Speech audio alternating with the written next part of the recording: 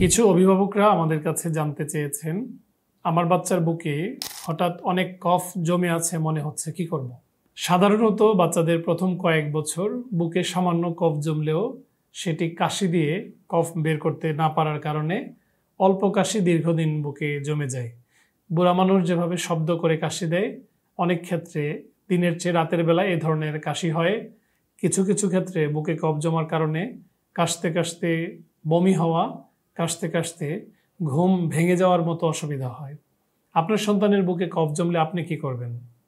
সাধারণত কাশি 5-7 দিনের বেশি হলে, কাশির পাশাপাশি বাচ্চার অরুচি, বাচ্চার জ্বর বা প্যারালাল সিমটম হলে নিকটস্থ চিকিৎসকের পরামর্শ নেওয়া উচিত।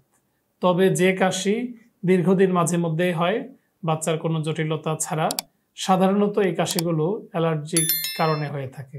বিশেষ করে জ্বর এর পরবর্তী সময়ে, বিশেষ করে ভাইরাস জ্বরের পরে এই ধরনের ড্রাই কফ বা শুকনা কাশি হতে পারে। সাধারণত অ্যান্টিহিস্টামিন সিরাপ, প্রয়োজনে ব্রঙ্কোডাইলেটর গ্রুপের ওষুধ ব্যবহার করা যায়। ছোট বাচ্চাদের ক্ষেত্রে এই কফ বের করার জন্য নাকের পেছন থেকে গলার উপর থেকে সাকার মেশিনের সাহায্যেও সাকশন দিয়ে বের করা যায় হসপিটাল সেটআপে।